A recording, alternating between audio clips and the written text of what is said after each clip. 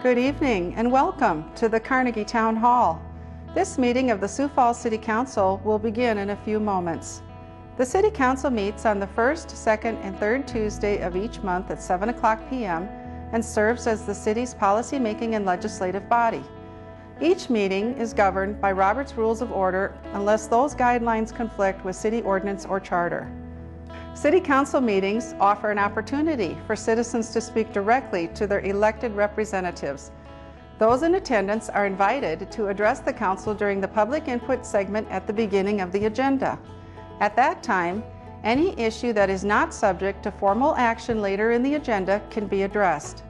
Testimony that concerns a resolution or an ordinance's second reading is only allowed when those specific agenda items are being addressed by the Council. When addressing the Council, citizens should speak directly into the microphones at the podium and state their names for the record after being recognized by the Chair. To accommodate and respect all viewpoints, citizen comments are limited by ordinance to no more than 5 minutes each. Comments should be respectful and focused on providing new information that will benefit the Council's deliberative process. The Chair reserves the right to limit the number of speakers. City Council meetings are broadcast live on CityLink and online at www.siouxfalls.org. Information regarding the City Council, its committees, meetings, briefings, and members is available by visiting www.siouxfalls.org/council or by calling the Council office at 605-367-8085. Thank you for your interest in Sioux Falls City Government.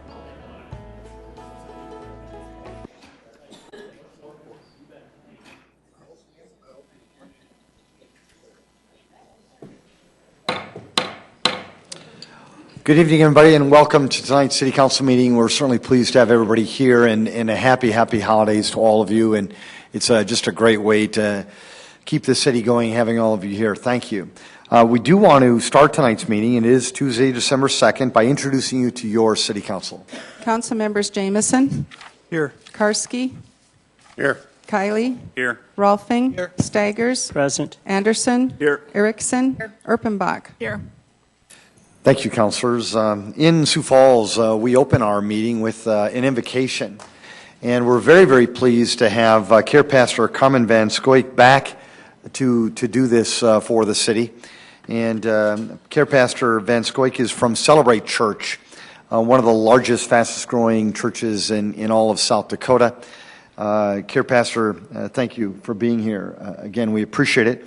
What we'd ask you to do is to stand for the invocation and then remain standing for our Pledge of Allegiance. Care Pastor Carmen, it's in your hands. Let's pray.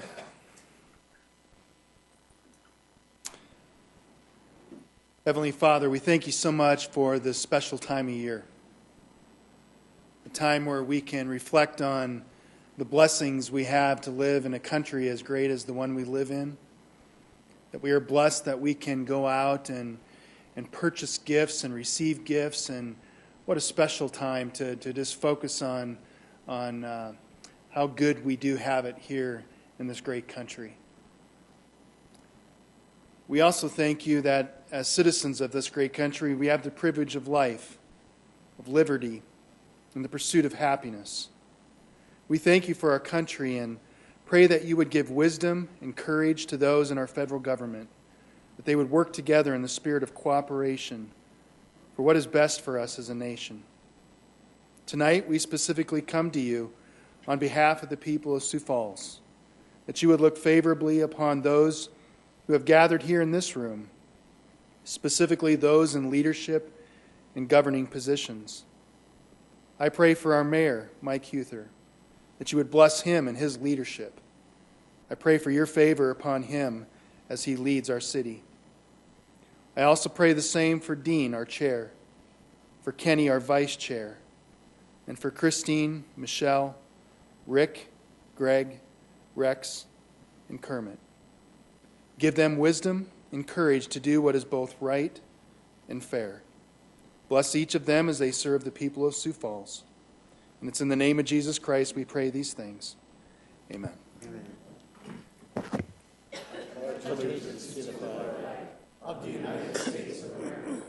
And to the republic for which it stands, one nation, under God, indivisible, with liberty and justice for all.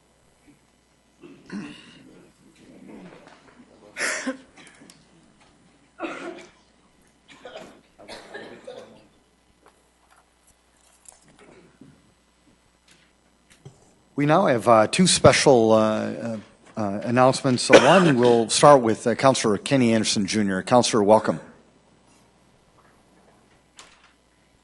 Thank you.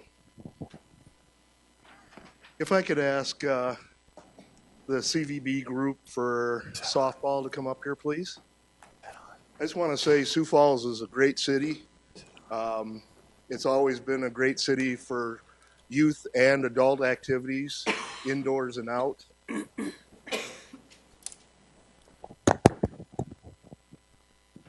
Indoors and out, and over the years, Sioux Falls has hosted many national tournaments. And I just wanted to introduce you a group of people who are, if you would just come right up here, folks. This is a nonprofit group of volunteers, your neighbors, your citizens here, that have gone out and represented the city of Sioux Falls very well, I must say, and promoted the city of Sioux Falls. The tournaments that they've brought here have generated millions of dollars in sales tax revenue that the city has utilized in many different ways. And a few weeks ago, I was lucky enough to go to Reno, Nevada, to the American Softball Association National Conference. This conference, they give out the national tournaments. And it's an extremely competitive situation. You have 200 or 300 voting members who vote on who gets these tournaments. We're dealing with cities like Rockford, Illinois, Atlanta, Georgia, Chattanooga, Tennessee. And it's been a few years since we had a national tournament. We went bidding for 3. We came back with 4. So I just want to introduce these people and give them the recognition they deserve. And I'm going to ask each one of you just to give your name, please. Carol Pipress. Jerry Damon. Dave Nielsen. Greg Morgan. Lucas Smith. Don Kearney. Terry. And as you can see, the last two, Don Kearney is our parks director. It's the first time that Don and I have gone together to one of these. And Terry Ellis Schmidt is the leader of our Convention and Visitors Bureau. The work that that group does to bring things to Sioux Falls is amazing. And anytime I'm going to ask that you have a chance to support these groups, please do. When we came back, we brought back the 2016 Girls 14 and Under National Fast Pitch Tournament. Expected anywhere between 140 to maybe 180 teams for a week. We also brought back 3 national adult tournaments. The women's C&D National Slow Pitch and the men's E-Rec National Slow Pitch. Those will be combined and played on Labor Day weekend. And I think it's just a great thing to have these type of groups here working with your children and promoting our city. So I ask that you give them a good thank you.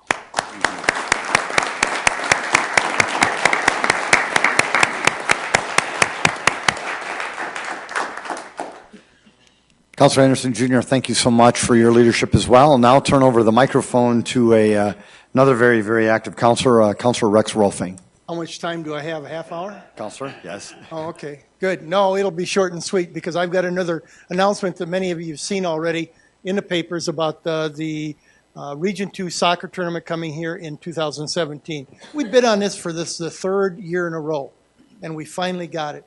This is a tournament that has a lot of people that want to get it. There are 216 teams that come in. Start looking at families, mothers, sisters, moms, dads, grandparents that come in with that. We're going to bring approximately 10,000 people to Sioux Falls. We're going to move Mitchell to Sioux Falls is what it amounts to for 3-4 days. and it's a very, very prestigious tournament, one that has been very good not only for us in the soccer world, but also for the city of Sioux Falls. With that in mind, I'm going to ask Terry Schmidt to come up and give us just a little bit of some of the economic breakdown and what's going to happen with this tournament. I've kind of taken some of it already, but come on up. You got it. Thank you. This is both of these tournaments are really a big jewel in the crown for Sioux Falls. The softball tournament and the soccer tournament each will bring in over $8 million in economic benefit to the community, each one. So we're very excited about it. It has been a huge partnership between the Dakota Alliance Soccer Club and the Sioux Falls People for Youth in bringing both of these tournaments here, along with all of the hotels who have to work very closely with everyone to make it happen. So we're excited. It's been a lot of work. Now the real work begins in putting it all together to make it all happen and roll out the red carpet that we know Sioux Falls does so well. One of the things, if I might mention, with the softball tournament that we did this year that we have never done before was to take along some local media with us. And you met Jerry Damon a few minutes ago from Results Radio. He actually traveled to Reno with us and did live reports back to the station all the time about what it was taking to get Sioux Falls chosen for this tournament. And he interviewed people from the president of the National Association through people like Carol Pipgrass, our commissioner, to Dave Nielsen, the head of the Sioux Falls People for Youth. And I really think it made a difference. So it takes everybody, it takes all of your warm hospitality when they all get here for Sioux Falls to be chosen. So we're excited. Thank you. And so am I. And be ready, Sioux Falls. 2017, there are going to be a lot of extra people around here for a long weekend, and it'll be great for everybody. Thank you.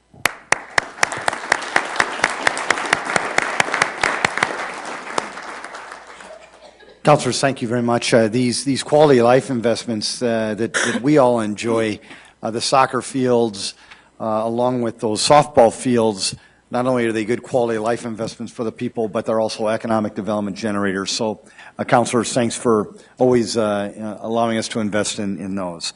We're now going to move to our consent agenda.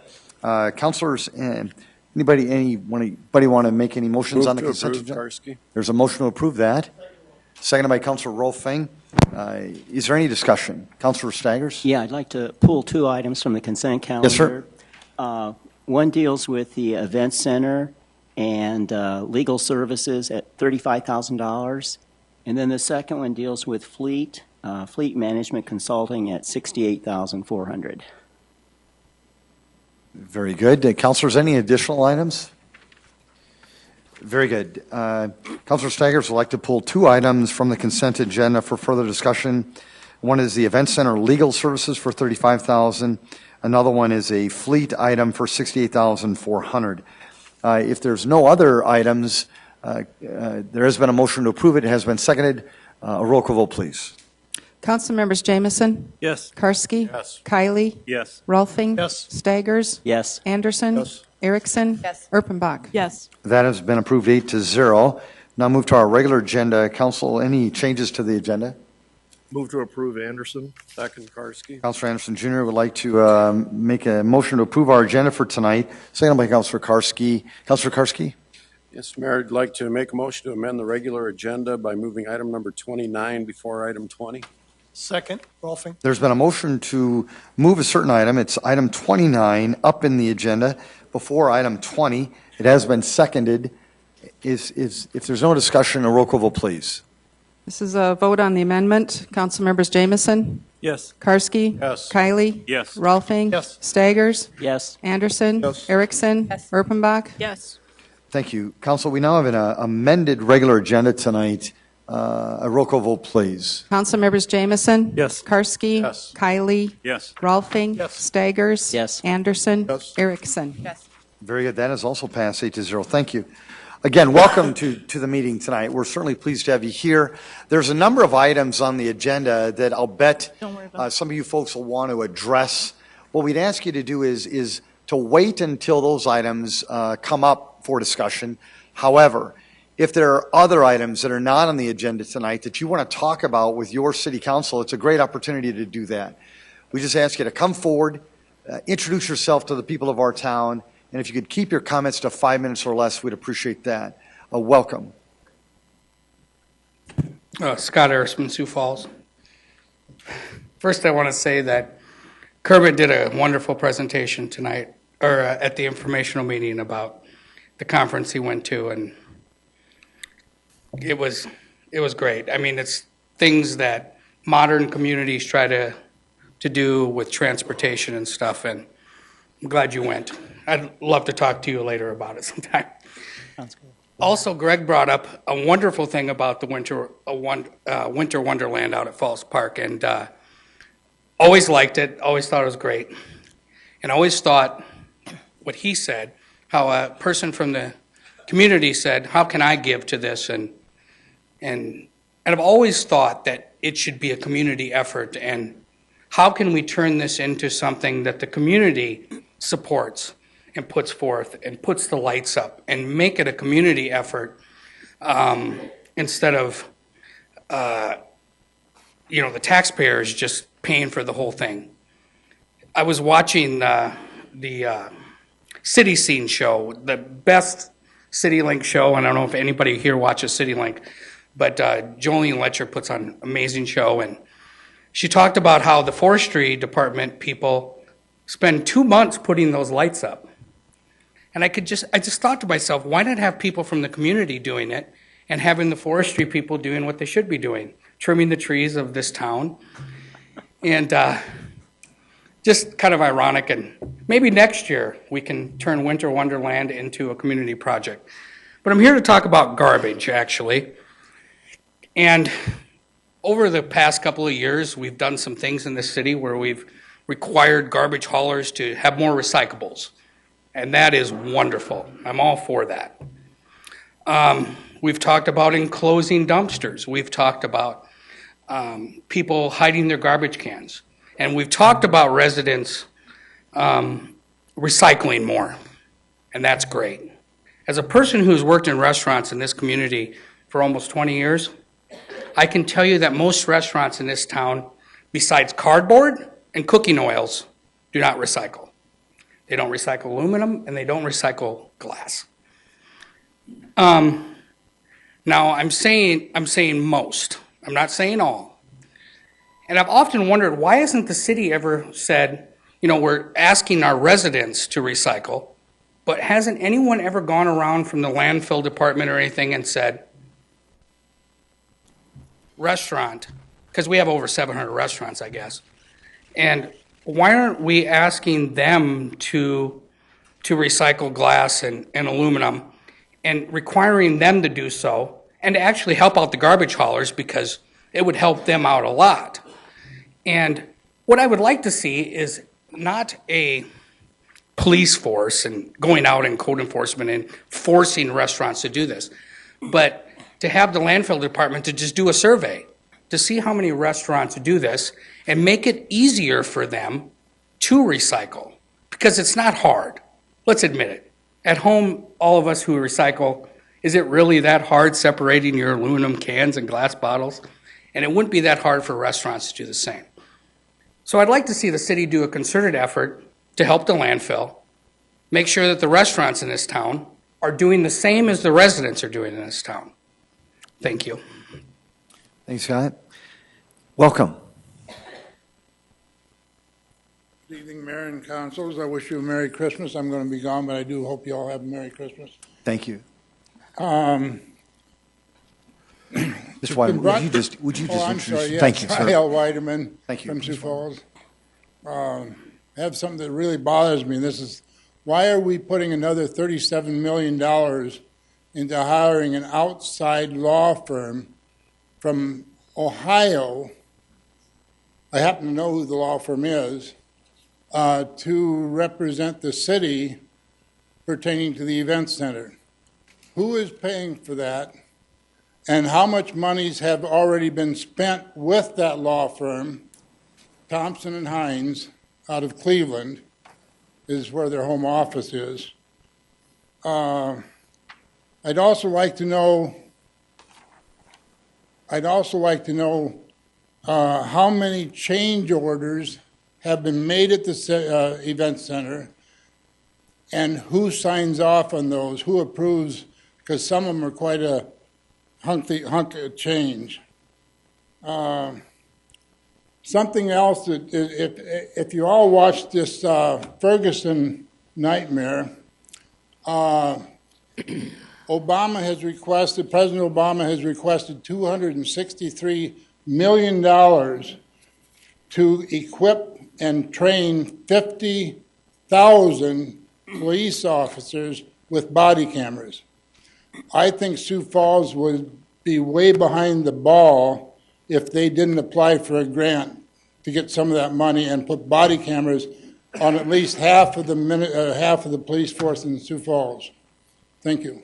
Thank you. Mr. Weiderman, if you wouldn't mind, you would, just to, thank you for your testimony, appreciate that. You said $37 million. I'm sorry, you meant 37,000. Thank you. And it's actually 35,000, but thank you. I just wanted to make sure that you were aware of that. Well, thank you. Great job. Excuse me, the way I understand it, there's already been $2,000 to $5,000 already furnished to this law Thank firm. you. Good job. Thank you, Mr. Weiderman. Appreciate it. Folks, would anybody else want to engage the council? Scott, thank you. Mr. Weiderman, thank you. Appreciate that. We'll now move on to item number 16. We have Mr. Stagger's items. Oh, thank you. Councilor Staggers, Yes. my apologies, sir. We are now going to move on to the two items that Councilor Staggers wanted to talk about from the consent agenda. The first one is Event Center Legal Services for $35,000. Councilor Staggers. Yes. It's very fortuitous that Mr. Weideman brought this up in his earlier testimony, because I pulled this item, and I was talking to our city attorney about this today, and I mentioned to him that there are a number of citizens wondering, what is going on with the event center. In fact, I received a phone call a couple days ago. Somebody wanted to know what's going on with the siding issue, what's going on with the siding issue. And so this is part of what's going on with the siding issue. I was told that this $35,000 is for this law firm in Cleveland to deal with the siding issue. And the money apparently is coming out from some extra money that we had in the $117 million. For building the event center. So I pulled this item, but I'm going to be voting for it, because I think it's important for us to be aware that we are still working on this siding issue, and hopefully we can get this resolved in the near future, and hopefully the city is not going to pay any additional money for that. It should be the contractors. So, Mr. Staggers, do you want to make a motion to approve that item? yeah, I move that we approve this $35,000 for... Thank you. Is there a second? Second, Anderson. Seconded by Councilor Anderson Jr. All those, a roll call vote, please.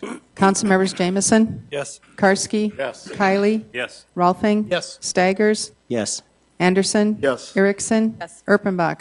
Yes. Thank you. That is passed 8-0. Then Councilor Staggers wanted to talk about a fleet item for $68,400. Councilor Staggers. Yes. I think we're going to have somebody talk about that. Thank you. Dean Borkart with the Office of Public Works. Councilor Staggers, do you have a specific question, or did you want just me to go over an overview of what the RFP was? If you could respond to my concern about the spending of $68,400. My concern is that for many years we've had people working in fleet, and now we're making some adjustments. That's true, but to me it seems like we have enough expertise and knowledge within the City of Sioux Falls that we don't have to spend this extra money. Can you respond to that? I guess what I would respond is we came to you about 2 months ago, the entire council, and talked about fleet centralization. Scott Russ from the Finance Department and myself, we discussed our steps forward from that point, and one of the things that we did say we would be doing is putting together an RFP.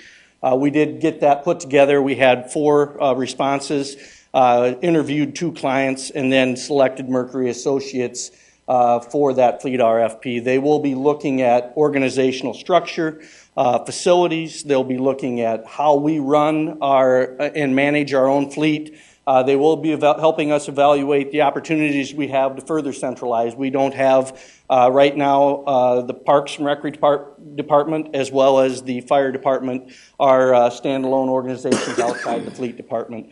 And in that next step, they will also help us procure a fleet management system to replace the outdated HDA system, which will tie in with our new financial software that has just been implemented over the last year.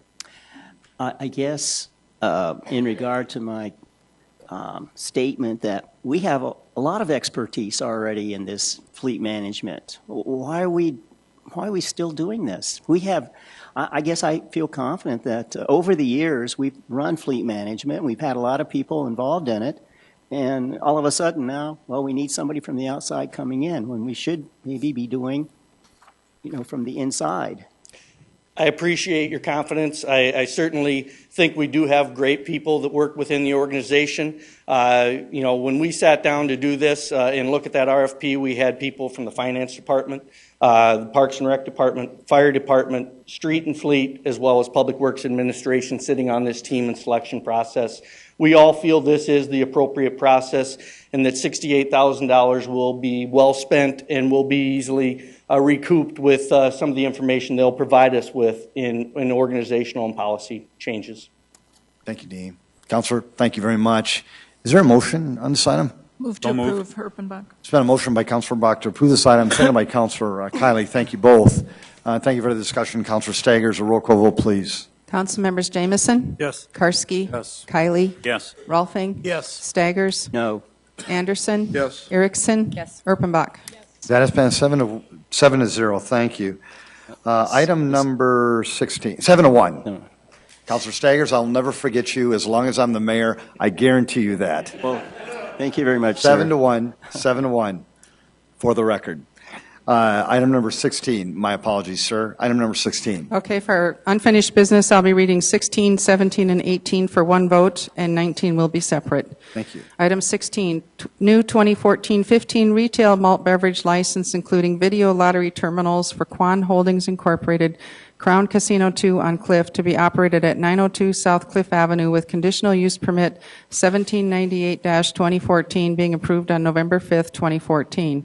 Item 17, new 2014-15 retail malt beverage license, including video lottery terminals for Crown Gaming Incorporated, Crown 41st Street Casino 2 to be operated at 2516 West 41st Street, Suite 103, with conditional use permit 1797-2014 being approved on November 5, 2014.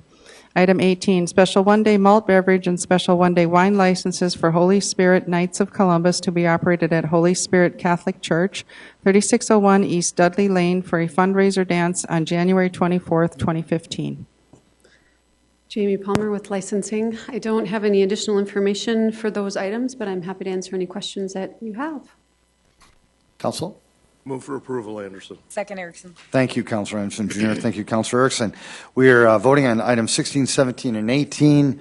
Roll call vote, please. Council members Jamison? Yes. Karski? Yes. Kiley? Yes. Rolfing? Yes. Staggers? Yes. Anderson? Erickson? Yes. Erpenbach? Yes. That has passed 8-0. Item 19. Item 19 is various retail liquor, packaged liquor, and retail wine license renewals for 2015 to be operated at various locations in the City of Sioux Falls, South Dakota, identified as Exhibit E. Jamie Palmer with licensing. Item 19 includes businesses that have had a conviction for an underage sale in this past renewal period. For ordinance, they're required to submit a security management plan, which they've done. They were routed to the police department, reviewed and approved, and made available to all of you. There are two businesses that have representatives here tonight to speak to you regarding their past convictions. And Jamie, who's the first one, please? JD's Liquor Locker, Brett Jorgensen. JD's, thank you. Welcome, Mr. Jorgensen.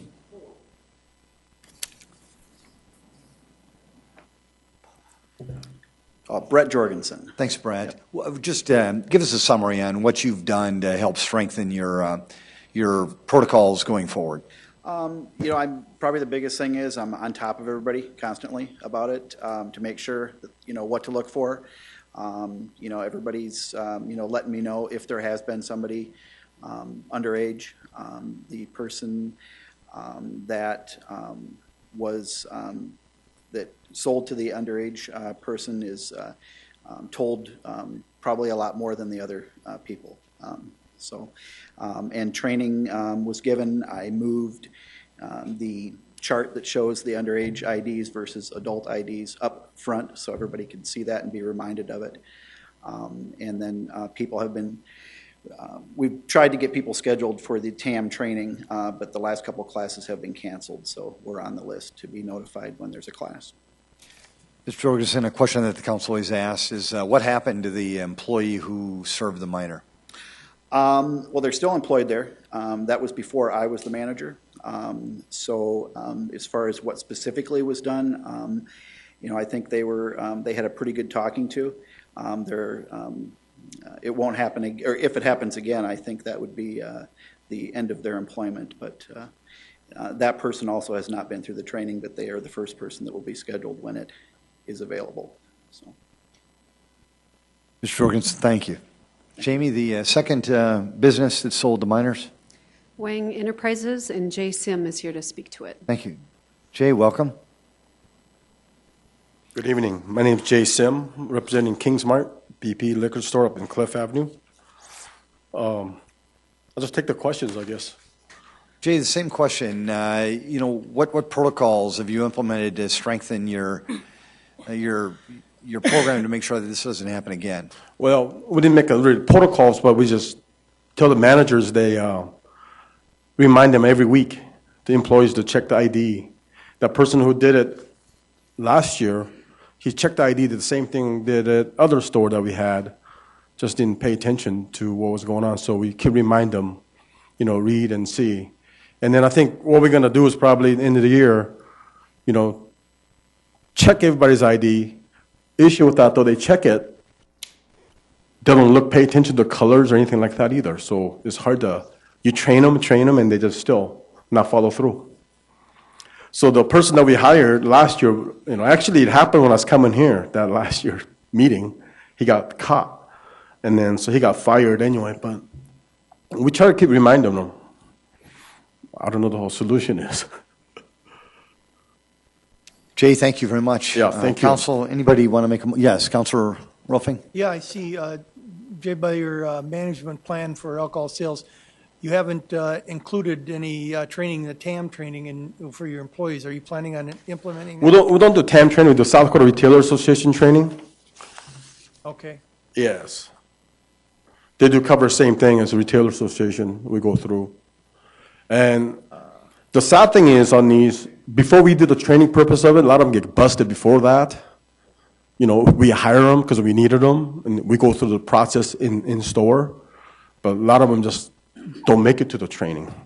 But thing about it is the mistake they make is not really that difficult to pass, but just not paying attention to them. Man. And then there's many cases where they go to training, they still fail. So. Yes, Councilor Jamieson. If I could, there's companies in town who have 12 and 14 stores. You've been on this list now since 2010, and you had another violation, 11. Skipped 12, now you've got one 13, 2 and 14. I mean, your record is pretty lousy. Yes, sir. And part of this process is to make you fully aware of that. And that, I don't know completely what we can do here to educate you or help you institute a better education process or to do things different. But you've got to know that you are failing. You are failing. Yeah, we're definitely aware of that. I was talking to her about it, what we really need to do, having 2 stores, having that many people fail because of their lack of their, it's not lack of our trying not to train them, it's a lack of their fail to even try to do the best they can. And I had to knock anybody else out, but the most of them that we get hired on, and a lot of them really, in my opinion, really don't give a darn except just come in there, fill the time. And that's a sad part of owning the retail store is that, if they give like even 50% of their part of their life, I think it'd be a little different because they do care to check it. And a lot of them, I don't want to judge no one, but it's not like we're not trying to do. It's going to cost a lot of money next year because, we did have 2, and I don't have the answer.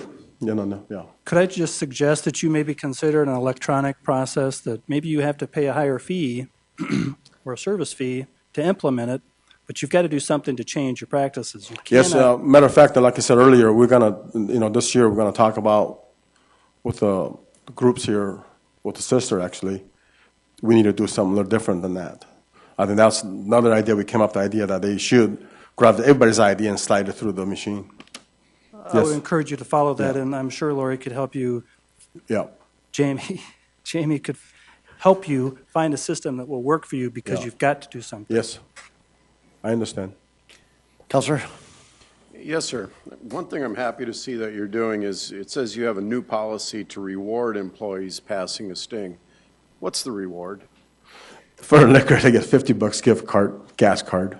$50? Okay. Yeah. Well, that's fair. Yeah. Okay. I'm glad. I think that carrot instead of the sticks will go along. Yeah, I'm glad to see it does. It's just amazing. Everyone who got caught and telling the story about how they got caught is like, really? That's exactly it. It's not like they didn't do anything. They actually go through the process, and the stars are lined up. They're getting busted. Jay, thank you very much. Thank you very much. Council, anyone want to make a motion on this item?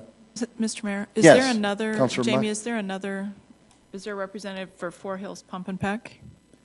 There were 2 she had mentioned. Is there a third, Jamie? Yeah, thanks for asking that. There were originally four businesses on Exhibit E. However, that Bowers Enterprises was an error on my part. They did not have a failure this past year. And the fourth business that you're speaking of, I couldn't ask them to speak to that item because that is still pending. There hasn't been a conviction yet. Their trial date was delayed. So they will have to answer to that next year, even though their failure was within this renewal period.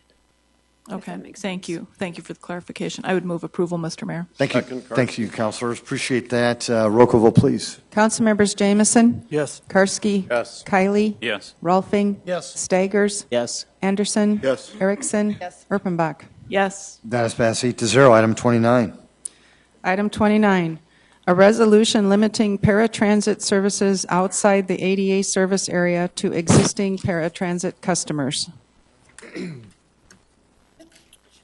Sam Trebelcock, City of Sioux Falls Planning Office. You might recall, councilors, that over the last year or so, we've had a couple of different resolutions on paratransit, limiting paratransit. But this, make sure you understand, this isn't the same resolutions that we had brought forward earlier. I'm going to spend a little bit of time giving you some background and some information about what this resolution is about and why we're going to do that. What we're doing in this resolution is we're limiting paratransit services outside the ADA service area only to existing paratransit customers. So it's for existing paratransit customers. Essentially is the grandfather resolution we've kind of talked about as part of our transit task force. So I'm going to take you back to the transit task force that that City Council approved or a little bit earlier this year.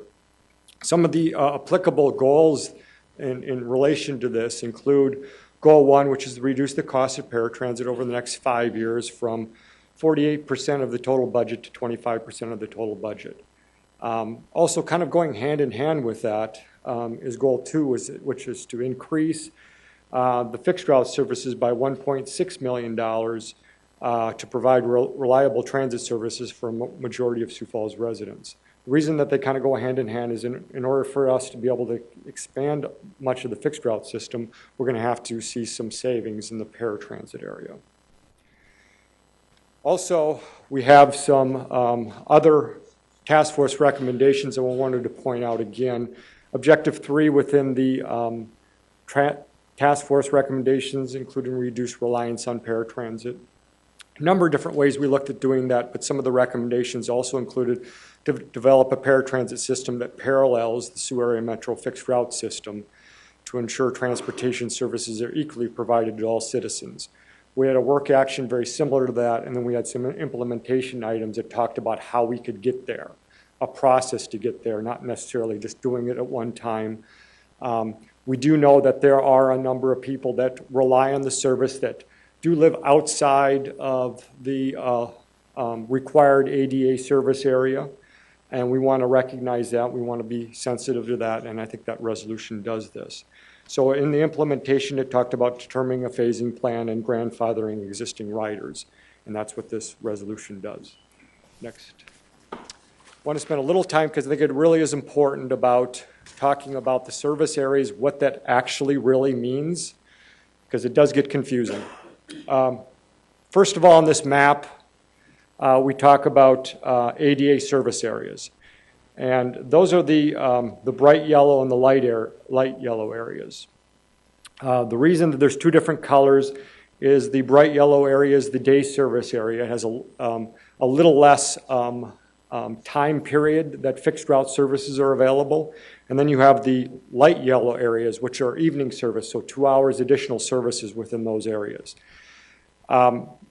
These are based upon the fixed route system. It's required by the ADA that you provide comparable services for people that can't ride the fixed route, which is the parallel system, which is the paratransit system. That's the para is parallel. So within that area, we're required to provide by ADA and Federal Transit Administration's paratransit services. The next service area is what we are referring to here is the non-ADA service area, which is the brown area. That area, we, over the past decade, have provided services in that area locally. It's not required, but the only service available is paratransit. Fixed route services are not available within that area, which creates an inefficiency for us and, of course, higher costs because of it. But we have been providing services for at least a decade in that area. The gray area is within city limits, but no services are available. I do want to recognize that there are some areas within the city that no services are available even now for paratransit. And then, of course, the white is outside of city limits and no services are available within that area also. The resolution, the really effective parts of the resolution, I've put up on this slide. Again, what we're doing here is allowing only Sioux Area Metro paratransit riders eligible as the effective date of this resolution, whenever that would be, to book a ride on Sioux Area Metro paratransit that is within a non-ADA service area. So again, what we're doing is only the people that are existing riders would be able to book a ride in that non-ADA service area, that brown area that I just highlighted for you. No new eligible paratransit riders after the effective date of this resolution would be able to book a ride on Sioux Area Paratransit within that non-ADA service area. The second part of the resolution, after the effective date of this resolution, the only way that the grandfathering would go away is if a Sioux Area Metro Paratransit rider would move their place of residence to a location outside of the ADA service area. So that's just and only their residence. The reason for that is we believe they have some control and some ability to understand that if they move, they should be moving into an area that has the services, the full paratransit and fixed route services. People have been asking how many people does this affect? We right now have 1,156 people that are eligible to ride paratransit today. All 1,156 people would be grandfathered. Not all of them live outside, not all of them live inside, but certainly as this map illustrates, their trips can be a lot of different places. And this was just April of 2014, some of the rides that you would see in paratransit. Some of them are starting inside from their home and going outside. into that non-ADA service area. Sometimes they start in the non-ADA service area and go inside. So we thought it was important that because there's so many different variables that we'd grandfather, everyone at this point in time. There's a few questions that have come up I think important to highlight and give you an understanding of what this would mean. First question is, am I eligible to ride paratransit today? Will I be able to ride on paratransit the same way that I do today? The answer is, again, yes. As an existing rider, you are fully grandfathered for paratransit services within the non-ADA service area as long as you remain in your existing residence or in a residence that is within the ADA paratransit service area. Question 2, I am not eligible rider today. If I become eligible for paratransit services in 2015 or after the effective date of this resolution, will I be able to make a trip within the non-ADA service area? And that would be, in this case, no, you wouldn't. That's when things would change. Question 3, if I'm an existing rider and my employer or doctor is moving to a location that is within that non-ADA service area, that brown area I showed you on the map, will I be able to ride on paratransit to that new location? The answer is yes. It's only the residence that moves, that extinguishes that grandfather part. Yes, as an existing rider, you will still be able to ride on paratransit to any location that's within that non-ADA service area. Question 4, if I move to a residence that is within the non-ADA service area, will I be able to ride paratransit? Now the question there is yes and no. I mean, most of the cases, if you move, you wouldn't be able to from your home. But if you had a ride, you could still become eligible and have a ride where the origin and the destination was within the ADA service area. For instance, if you have an employer there and you wanted to go from a doctor trip from your employer to the doctor and back, you could do that ride, but you couldn't from your home if that's where your home is. What has been the process of this? The Public Transit Advisory Board held a public hearing on October 27th and recommends the approval of this resolution. Of course, the resolution, as I showed you earlier, is consistent with the task force recommendations, and we would find the effective date of the resolution would be the end of December if you did approve the resolution tonight. With that, I'll take any questions. Sam, great job. Thank you. And folks, is there anybody in the audience who wanted to speak to this item? Welcome, Mr. Weiderman. And sir, if you want to come up too as well, would be great. Thank you. Mr. Weiderman, welcome. Weiderman, Sioux Falls again. I'm completely opposed to this. Mayor, when we built that event center, not I, because I didn't have anything to do with it. I didn't wish it wasn't there. However, you stated we would never have to cut any services. Now you look at this map, you see the yellows, you see the browns. There's areas that are gray or brown in between yellow. Why are we eliminating those people? You know, I don't understand. You can take and give money away, $37,000 to an attorney firm that's not even in the state. You can give $68,000 tonight to another entity. This isn't going to cost anywhere near $100 and some thousand. Thank you. Thank you, Mr. Weiderman. Sir, welcome.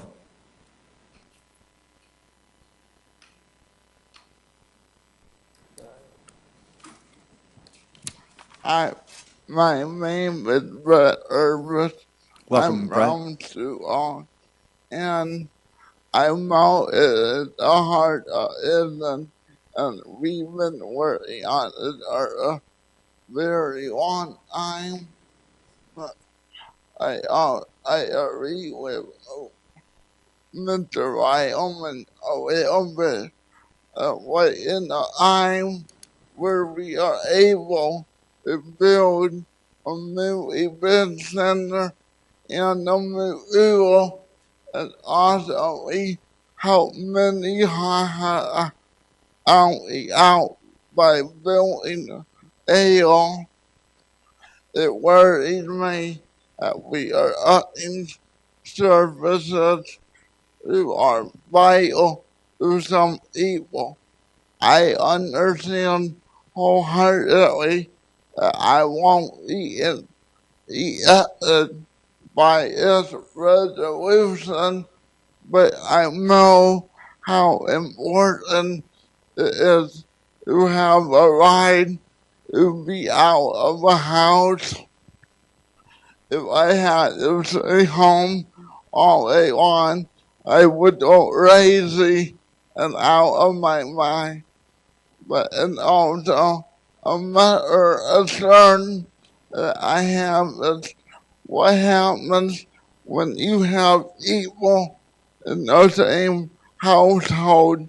One is eligible to ride and one would not be eligible to ride. When one example of it is I have an elderly grandma living in my house, and I'm able to order my IR on Paratransit with the rate. If I live over by 38 in Boston, but my IR is around 58 and Western, and my grandma had our older some women's hours over there from Stanford, and if it's all true, she would not be able to use their transit to go into the same area as I would, and my grandma is able to drive now, but within a year or two, she will have to rely on their transit. And I ain't your time. You're welcome, Brett. Thank you for your testimony. We certainly appreciate it. Is there anybody else who wanted to testify on behalf of this item? Thank you, Ms. Weiderman. Thank you, Brett. Thank you as well. We certainly do appreciate your confidence tonight. Great job, Councilor. In your hands, please, Councilor Staggers. Yes. Can I ask a question to Sam? Sam. Yes. This resolution passes. Are we going to save any money at all from how we're operating currently? Now, I can see this is a future kind of thing. Yeah, Are we going to save any money, though? You're not going to save any money tomorrow. Are you going to save any money in a year? You're going to save a little bit of money because people are constantly adding to the paratransit rolls, and certainly there's always people that are being added to that non-ADA service area. So over time, you would. So I guess I'm just, can you give us any numbers, how much we might eventually save or something over the years? Well, if very much. It's tough to determine right away, but to give you a little bit of an idea, I mean, any rider that you add, you know, that's a $23, $24 ride. Each ride is, depending on how many rides that they would take, it certainly can add up, you know, fairly quickly. When we looked at, as part of the task force, when we looked at that outside that non-ADA service area, if we were to get rid of the rides all within there, we think we could save $500,000. But we know we can't do that all at one time because of the, so over time, I mean, we're going to talk about anywhere from, it's going to expand over time. Next year, you'll get a little bit. 5 years, you get quite a bit more. If I could ask just another Counselor, question yes. I just thought of. Was there any thought about limiting the number of rides that a person could get maybe per month or per week or something like that? The last resolution we brought did something like that. And there was a concern from existing riders about that point exactly. We capped the number of rides at 500 rides per day. Anything beyond that, we weren't going to allow a rider outside in that non-ADA service area. 500 rides a day for the That's whole, what we do now. Yeah, for as the a whole paratransit, system. the Okay. whole system, yeah. But per individual? No, we didn't Nothing. look at that. No. Councilor Rolfe. Thank you. You're welcome. I don't have a question. I guess I just have a statement. The task force that Councilman Jameson and Anderson and I worked on worked really hard on this area, and the grandfathering in was the best way we felt to not necessarily limit, but to put future growth somewhat to a halt along this way, along the area of the paratransit system. We really felt that we couldn't just cut it off. We didn't want to do that from day one. And so that's why the grandfather clause came in. I think it's a fair way to do it because it gives the people that are getting that service now all the services that they had. And as the system grows, as the fixed route system grows, so will the paratransit grow, but it'll be in a logical manner. So what I'm saying, I guess, in the long run is I would urge your support of this matter, this resolution, and that there will be others to come that'll fully implement some of the other recommendations of the task force. Councilor, we'll keep the discussion, but would you mind providing a motion on this item? I would love to do that. Thank you. Is that a motion to approve? Yes, it is. Motion to approve. And it has been seconded. Thank you. We can't continue discussion, Council. Yes, Councilor Jameson. I just wanted to add as well that the the comment about limiting rides and an attempt to save money was an option that was brought forward, and the council pretty well much heard the response from the public that wasn't a viable option because it gave them no time for transitioning into a location that would allow them to have services. So they couldn't move on the drop of a hat, all of a sudden have services one day and then not the next day, or have to leave their job because they could no longer get services, or leave the church that they were in because they could no longer get services. This is meant to provide a time window for transition to occur, a time window for essentially to reset the transit system and the way it's operated. It's also meant to give notice to everybody. So if they move to our community, they understand that it isn't going to, paratransit services aren't going to be provided just everywhere. It was also meant to give notice to the business owners, so they don't build a business outside of the service area and expect the city to provide service. That time has to end, and it's ending in a way that everybody's on the same page, and we're doing it together.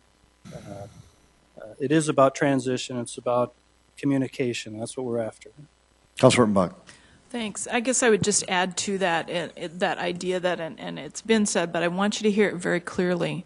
The goal here is to grow the fixed route system. And as that fixed route system grows, then so does the paratransit. We have to understand, everyone keeps telling me that public transit is the way to go, and we need public transit, and make sure that we ride the buses. Let's start putting our feet where our mouth is, people, and let's get on the bus. Let's grow the fixed route system, and that is the goal tonight, and I would encourage you to vote yes. Councilor Kiley. I just wanted to clarify a number of things that Sam had mentioned here this evening, and I guess I'd also like to address is my understanding that the city has not really cut funding to our transit system or the paratransit system. It's really the money from the federal government has been drastically reduced, and so we're trying to provide the same services with less money, and we're trying to come up with ways and strategies that will enable us to do that.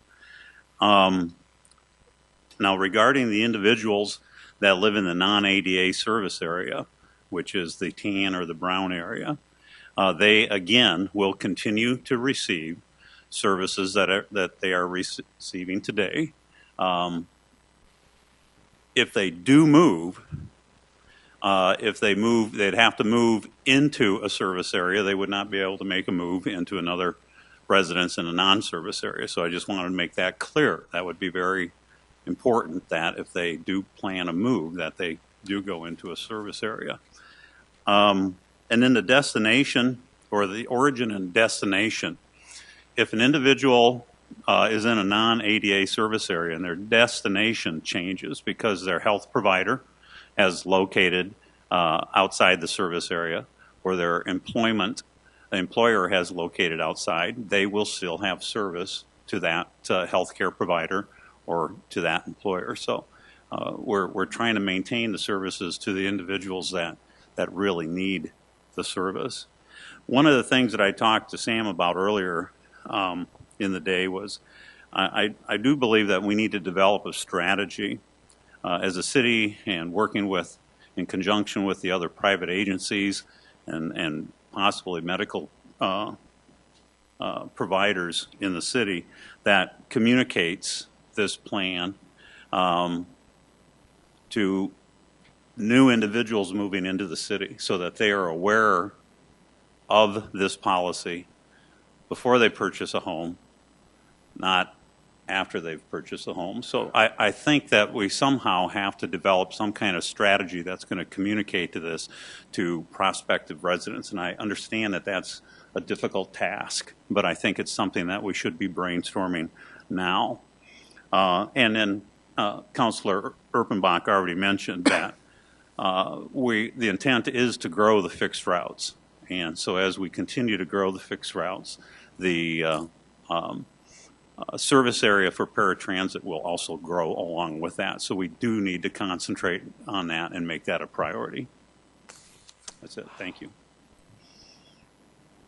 Yes, Councilor Erickson. Sam, if I could ask you a question, please. Sam? You mentioned 1,156 eligible to ride today. How many of them are located outside of the ADA area of those roughly 1,200? Yeah, Tiers Atlanta, the paratransit manager, and I talked about that a little bit yesterday. And,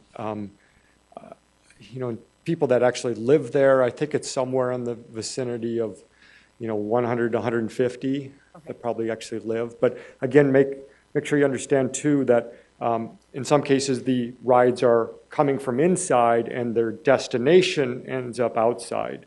That happens quite a bit, or, sometimes they're outside to outside. So, yeah. Yep. Thank you. And then just piggybacking off of what Councilor Kiley said about getting the word out, I think that's fantastic. I think that if you talk to some of the different industries, talk to Raise, talk to the rental agencies and the groups that belong to these, to get the information out. So just having a statement or a memo drafted to Raise and some of the other ones is a great way to make sure that they're communicating it with their clients and rental people that are renting from them, to ensure that when they do move in, they know what is expected and that they can or cannot get a ride. Yeah, and that's a good point. And Rick and I did talk about that earlier. And I think a lot of it's going to come back to what we can provide information on our website, and then just talking and working with the agencies that work a lot with the clients and people that provide these services, and part of our travel training program. So we're keyed into that, yes. Councilor Anderson Jr. Go ahead and let Councilman Staggers. Councilor Staggers has already spoken first. Councilor Anderson Sam, Jr. please stay up. Councilman Kiley talked about government dollars being reduced. When does that start? It already started.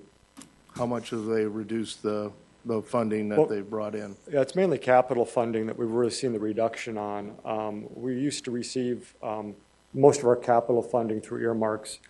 That's the way it worked for all transit agency, wasn't just ours.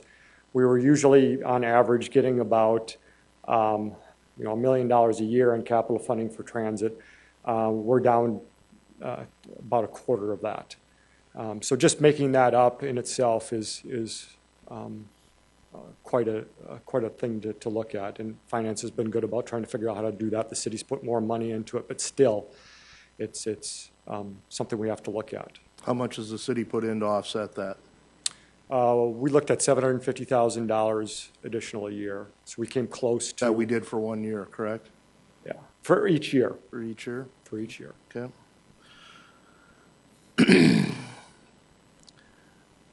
How many times have we changed the rules on how we assign somebody to paratransit?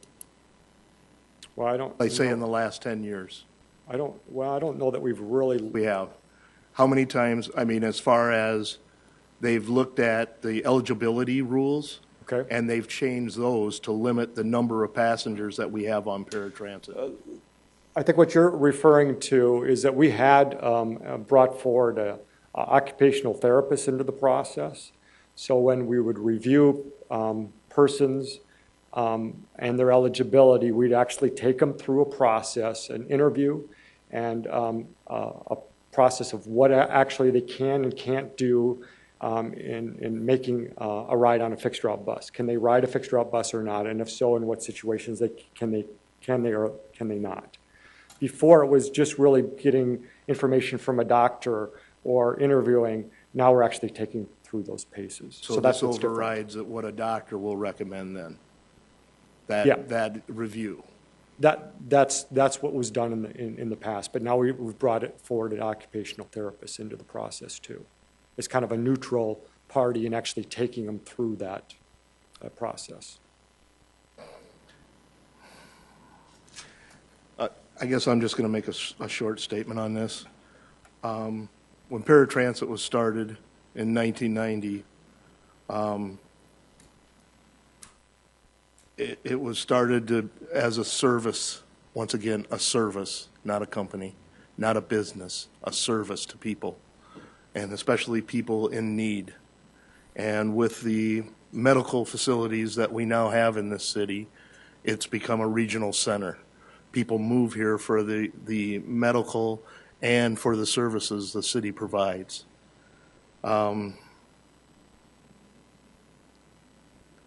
It just, to me, it just does not feel right.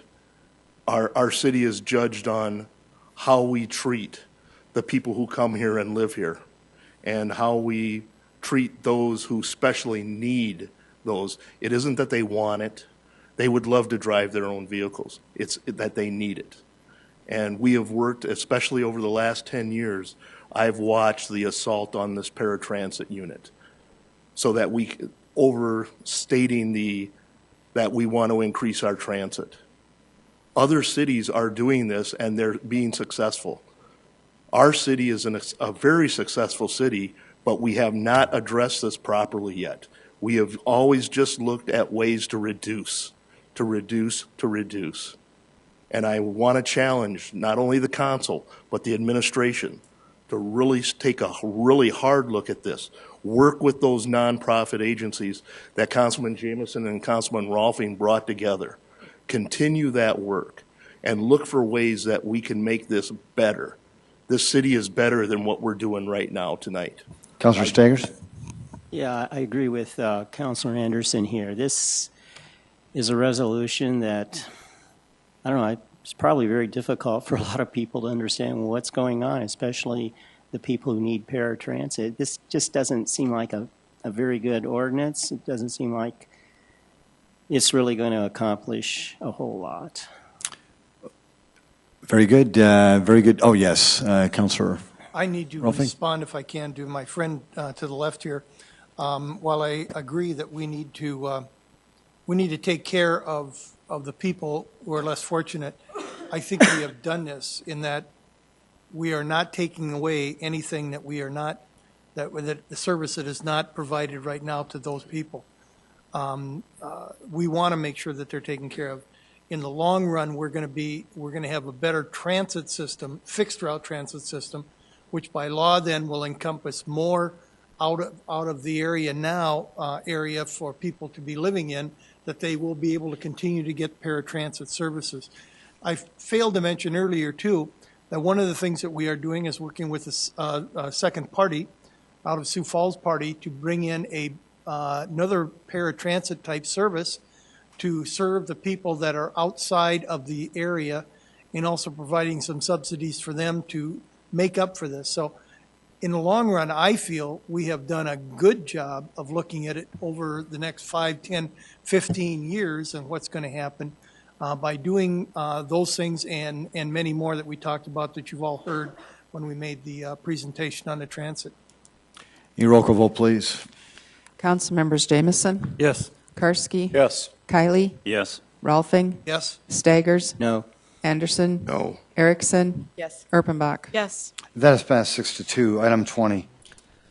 Item 20 is a second reading, an ordinance of the City of Sioux Falls, South Dakota, conveying Lot 2 of Baker Tract Number 1 in Government Lots 2 and 3 of Section 12 T100N R50W of the 5th PM, Lincoln County, South Dakota. Good evening, Trent Lubbers with the Office of Public Works.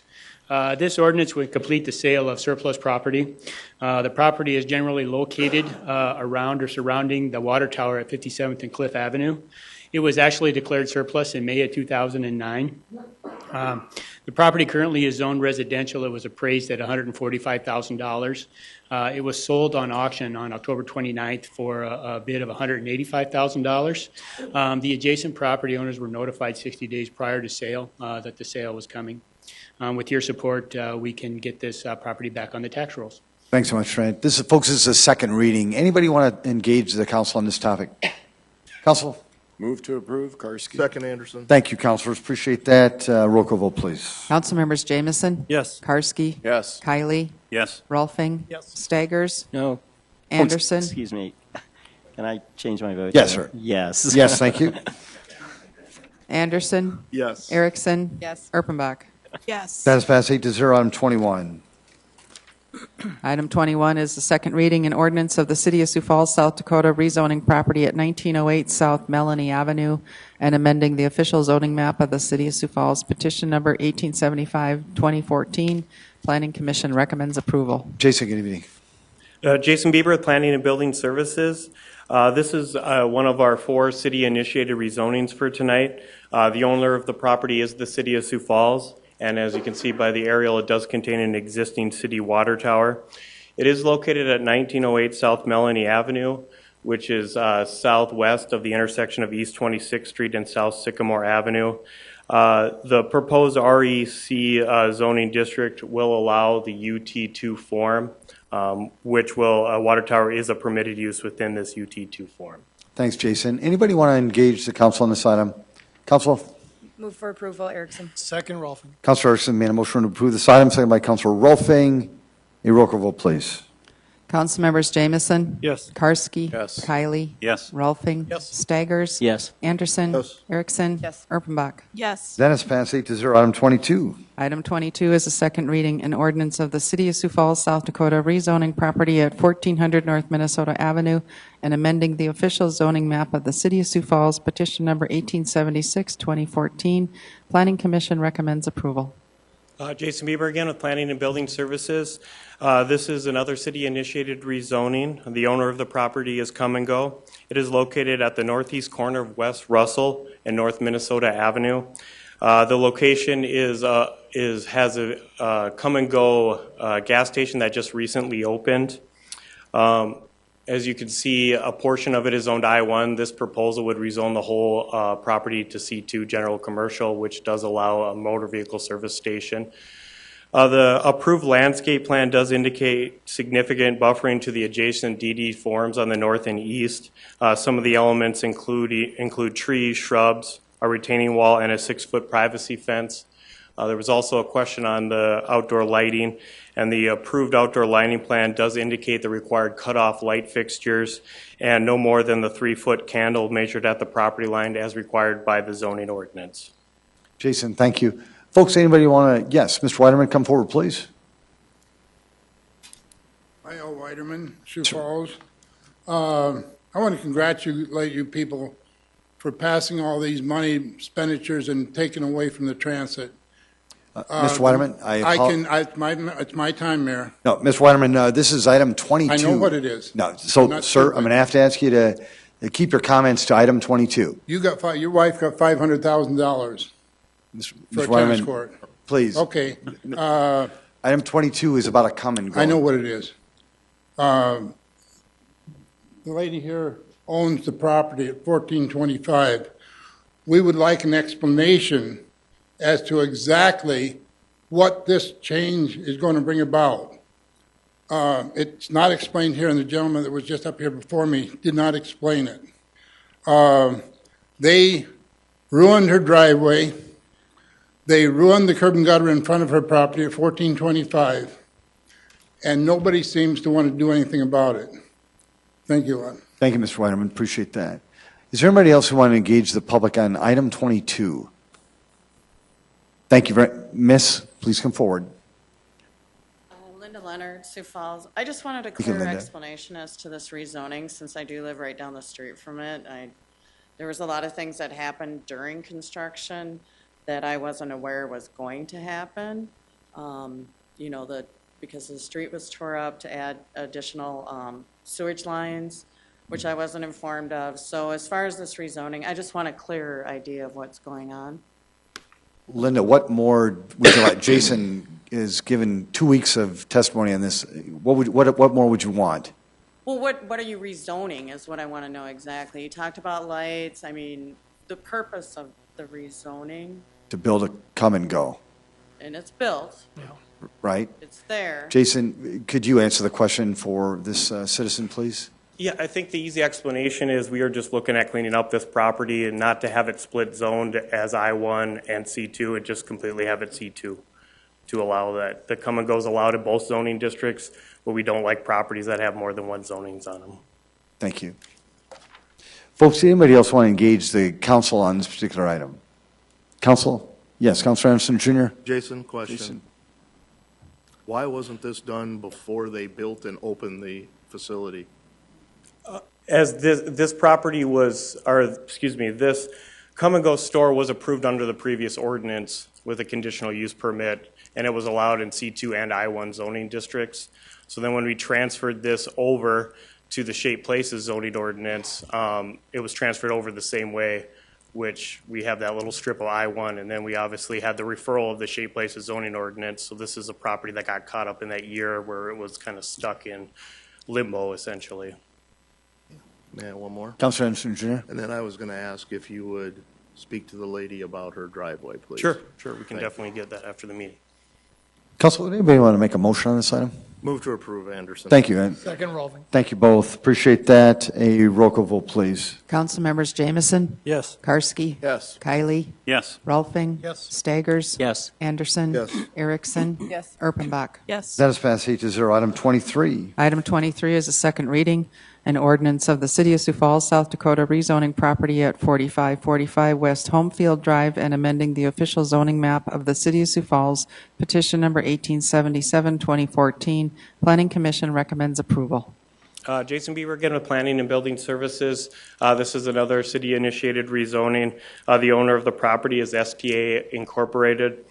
It is located at 4545 West Homefield Drive, just north of the existing Lowe's department store. It is currently on the site. There's a 3-story Town Place hotel. The parcel is currently zoned C2, which only allows a maximum of 2 stories and 25,000 square feet. The C3 zoning district will allow the larger form to make the existing use compatible. Thank you, Jason. Would anybody want to engage the council on this topic? Council? Move approval, Rolfing. Second, Kylie. Councilor Rolfing would like to approve this item, seconded by Councilor Kylie.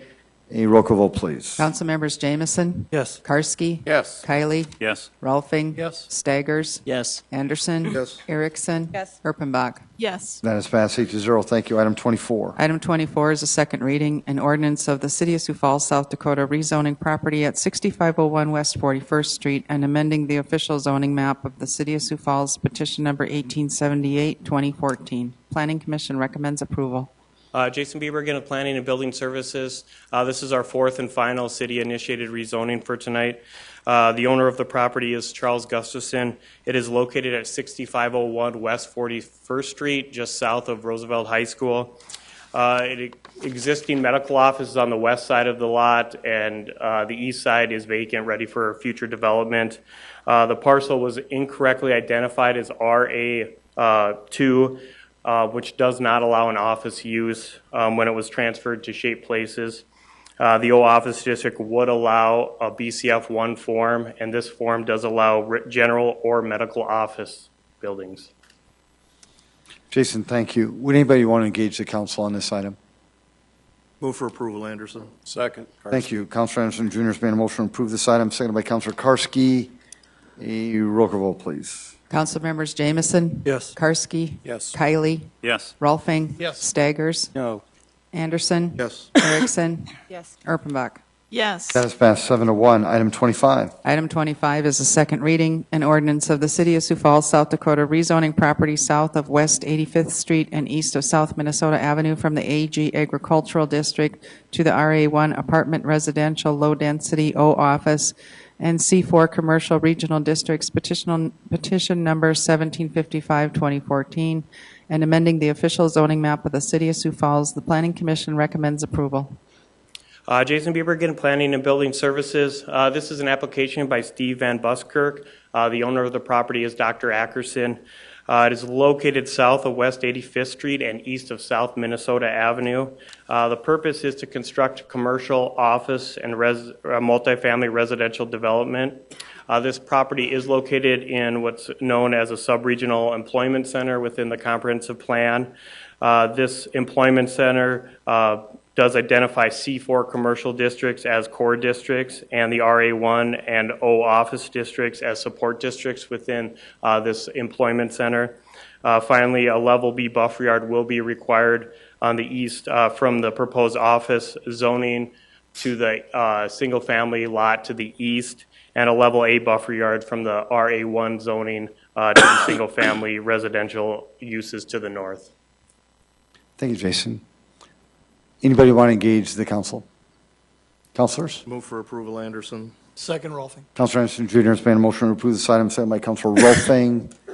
A roll call vote, please. Council members Jamison? Yes. Karski? Yes. Kiley? Yes. Rolfing? Yes. Staggers? Yes. Anderson? Yes. Erickson? Yes. Erpenbach? Yes. That has passed 8-0. Thank you. Item 26. Item 26 is a second reading, an ordinance of the City of Sioux Falls, South Dakota, rezoning property east of South Faith Avenue and south of East 41st Street from the RS Single Family Residential Suburban District to the RD1 Twin Home Duplex Residential Suburban and RA3 Apartment Residential High Density Districts, petition number 1817-2014, and amending the official zoning map of the City of Sioux Falls.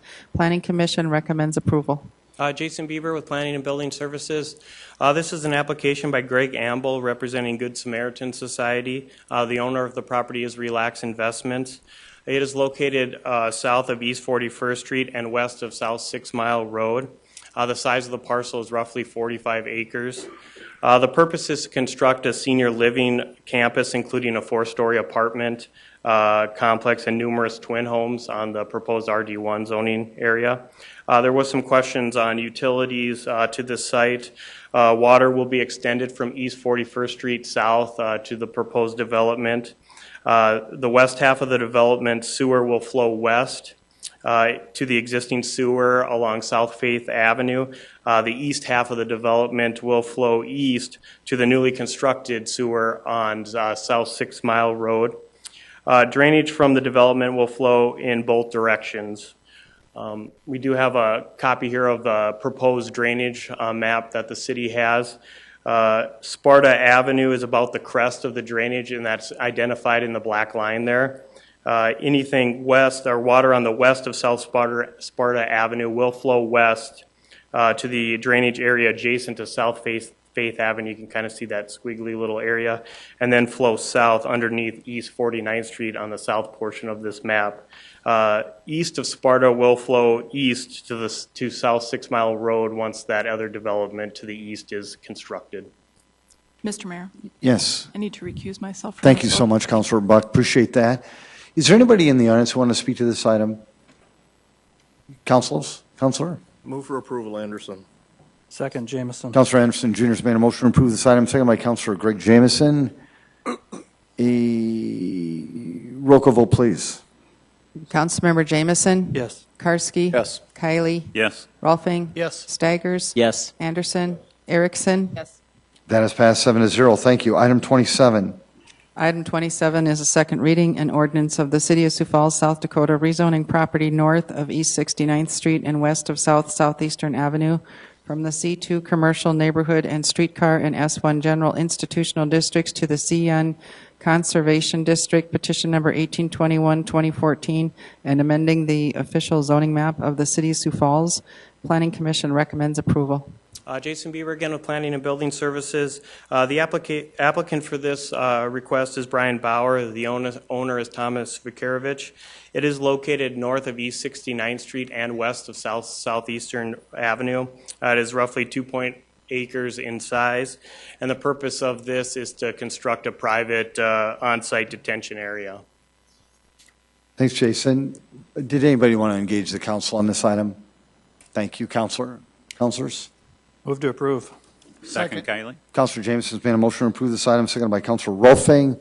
A roll call vote, please. Council members Jameson. Yes. Karski. Yes. Kylie. Yes. Rolfing. Yes. Staggers. Yes. Anderson. Yes. Erickson. Yes. Erpenbach. Yes. That is passed 8-0. Item 28. Item 28 is a second reading, an ordinance of the City of Sioux Falls, South Dakota, rezoning property north and south of East 10th Street and west of 6 Mile Road from the AG Agricultural RR Single Family Residential, Rural and Populed Pedestrian-Oriented Planned Unit Development Districts to the RS Single Family Residential, Suburban RD2 Townhome Residential, Suburban CN Conservation, O Office, C4 Commercial, Regional, and RA2 Apartment Residential, Moderate Density Districts, Petition number 1820-2014, and amending the official zoning map of the City of Sioux Falls.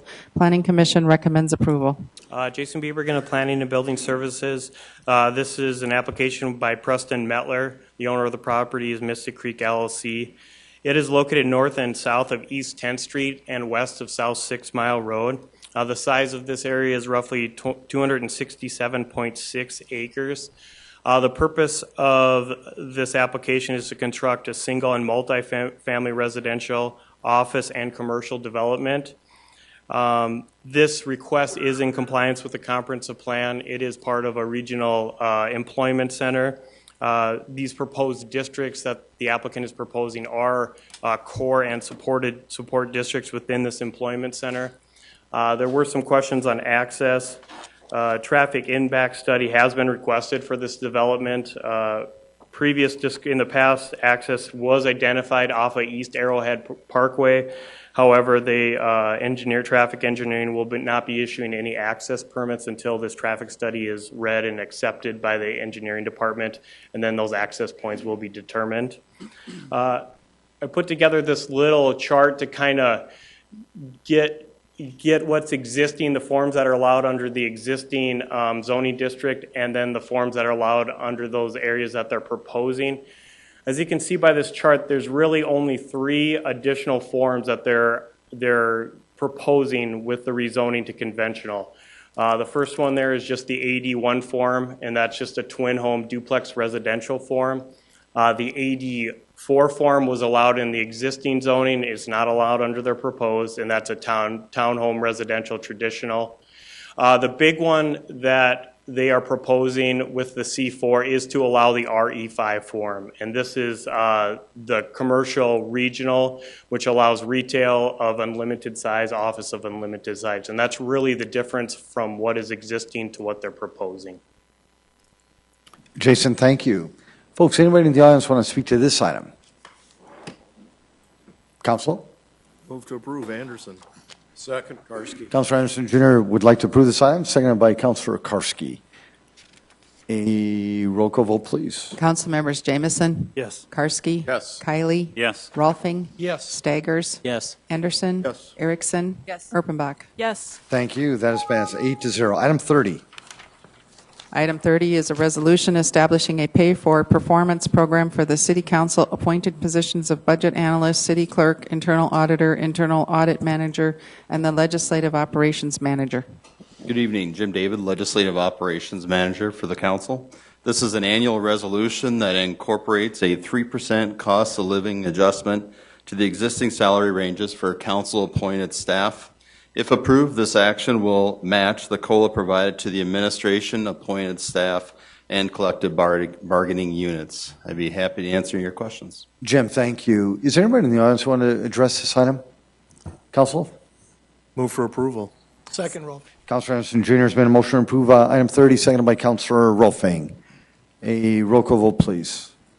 Council members Jameson. Yes. Karski. Yes. Kylie. Yes. Rolfing. Yes. Staggers. Yes. Anderson. Erickson. Yes. Erpenbach. Yes. That is passed 8-0. Item 31.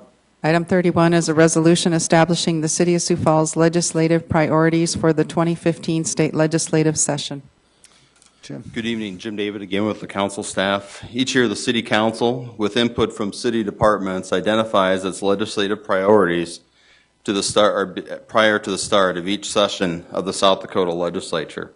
Once approved by the council, this resolution will be delivered to 27 legislators in 9 districts that encompass the City of Sioux Falls. For your consideration tonight are 7 priorities for the 2015 session. These items include priority number 1, which expresses support for home rule and local control. This priority is a carryover from previous years. Priority number 2 supports legislation allowing cities and towns more flexibility when it comes to legal publications. Number 3 is defensive language, supporting the city's revenue sources. Priority number 4 is a general statement expressing support for home rule, expressing support for affordable housing. Priority number 5 would increase the threshold for requiring a performance bond from $25,000 to $50,000, thereby matching what is already required of the state contracts. Priority number 6 requests that available water development funds be directed to extending Lewis and Clark water pipeline to Madison. And priority number 7 requests that the legislature provide upfront monies to complete Lewis and Clark, and once completed, the federal funds would reimburse the state.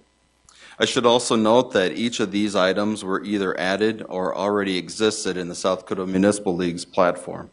Be happy to answer any questions. Thank you, Jim. Is there anybody in the audience who want to speak to this item? Councilor Staggers. Yeah, Jim, in regard to the first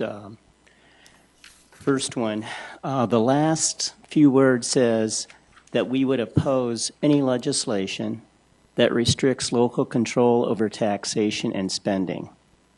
So if we're going to oppose any restrictions on local control over taxation and spending, does that mean that we would be maybe in favor of unlimited?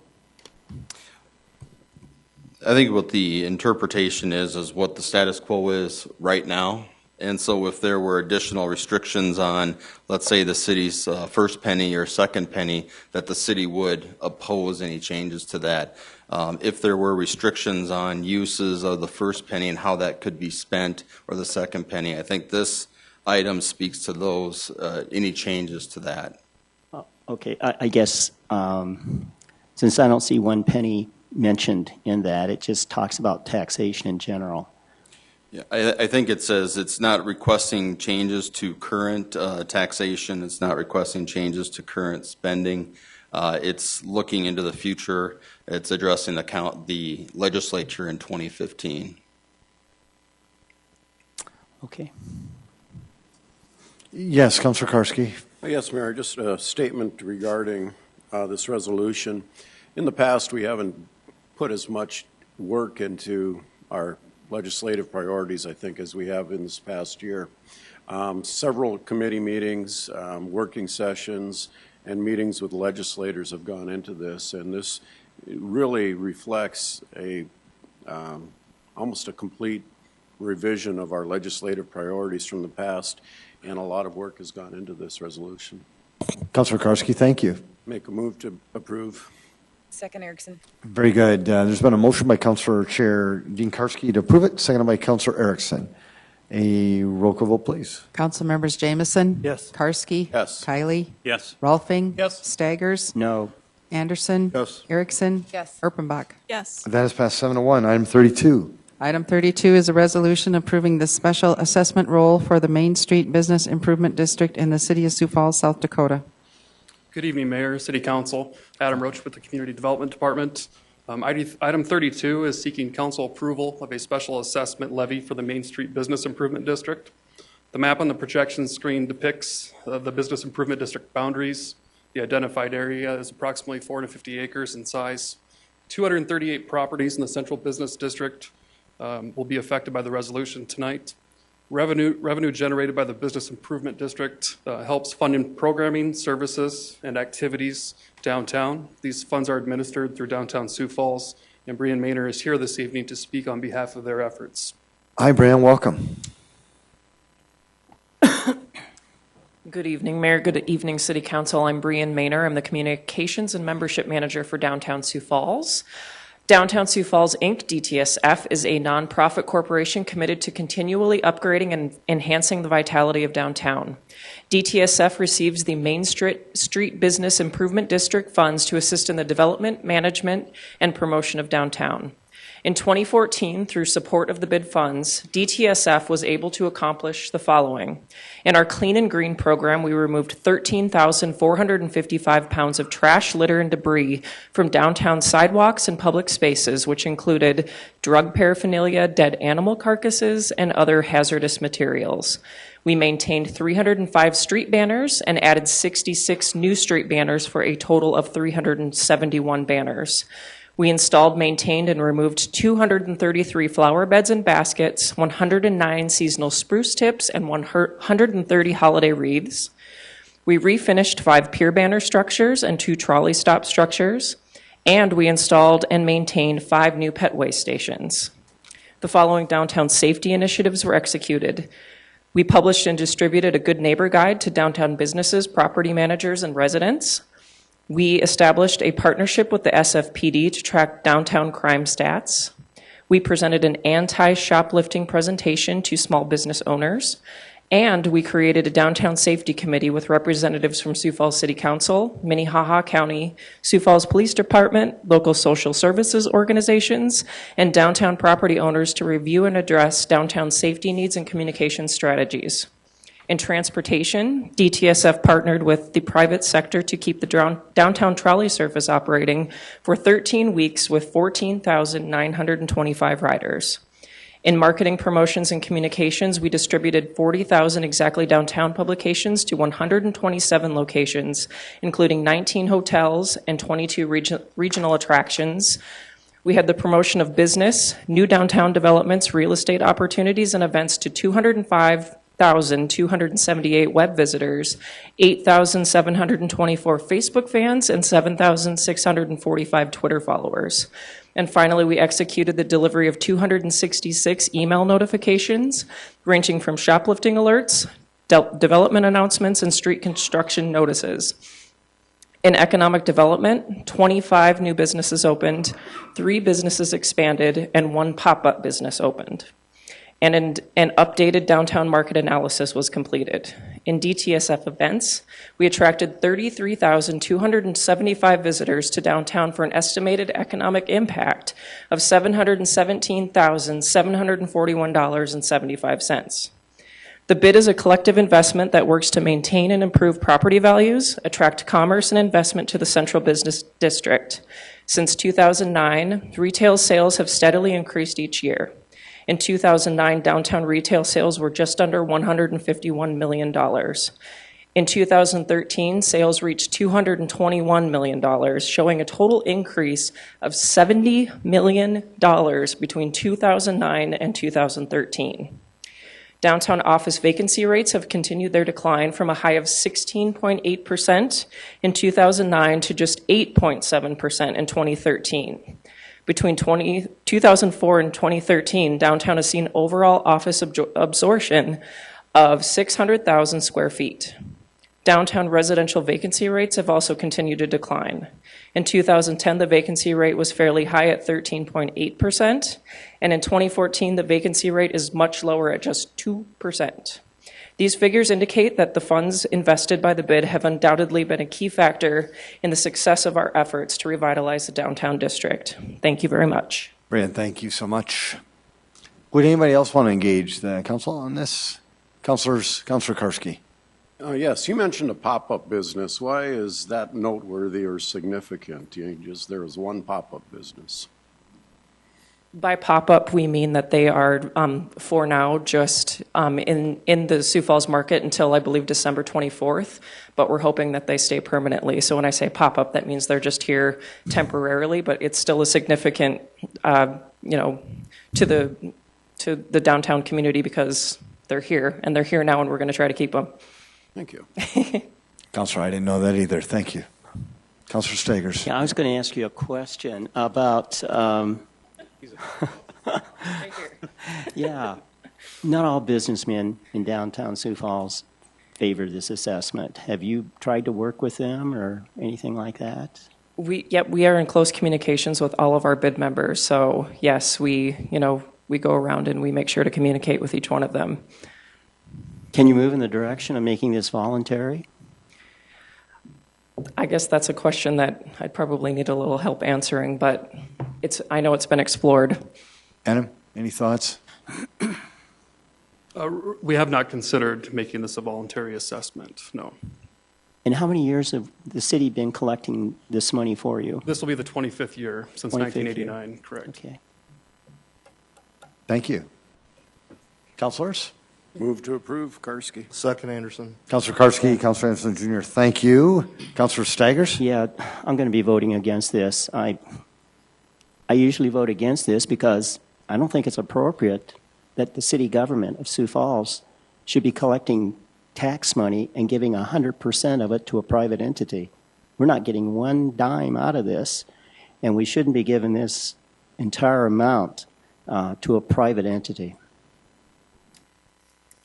A roll call vote, please. Council members Jamison? Yes. Karski? Yes. Kiley? Yes. Rolfing? Yes. Staggers? No. Anderson? Yes. Erickson? Yes.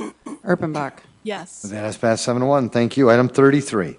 Item 33 is a resolution authorizing an application for financial assistance, authorizing the execution and submittal of the applications, and designating an authorized representative to certify and sign payment requests. Loan 35.